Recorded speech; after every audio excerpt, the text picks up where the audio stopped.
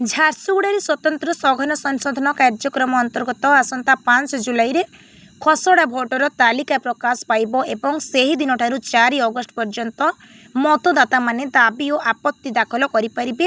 ଏହି ପ୍ରକ୍ରିୟାରେ ସକ୍ରିୟ ସହଯୋଗ କରିବା ସହ ଖସଡ଼ା ଭୋଟର ତାଲିକାକୁ ଭଲ ଭାବେ ଯାଞ୍ଚ କରିବା ପାଇଁ ଜିଲ୍ଲାପାଳ କୁଣାଲ ମୋତିରାମ ଚୌହାନ ସମସ୍ତ ସ୍ୱୀକୃତିପ୍ରାପ୍ତ ରାଜନୈତିକ ଦଳଙ୍କୁ ଆହ୍ୱାନ ଜଣାଇଛନ୍ତି।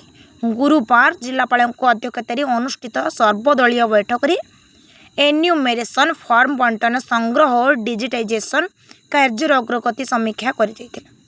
ଜିଲ୍ଲାପାଳ କହିଥିଲେ ଯେ କୌଣସି ଯୋଗ୍ୟ ମତଦାତା ଯେପରି ଭୋଟର ତାଲିକାକୁ ବାଦ ପଡ଼ିବେ ନାହିଁ ସେଥିପାଇଁ ସମସ୍ତଙ୍କ ସହଯୋଗ ଆବଶ୍ୟକ। ବୈଠକରେ ବିଜେପି, ବିଜେଡି, କଂଗ୍ରେସ ଓ ବହୁଜନ ସମାଜ ପାର୍ଟିର ପ୍ରତିନିଧିଙ୍କ ସହ ଜିଲ୍ଲା ପ୍ରଶାସନ ଏବଂ ନିର୍ବାଚନ ବିଭାଗର ବରିଷ୍ଠ ଅଧିକାରୀମାନେ ଉପସ୍ଥିତ ଥିଲେ।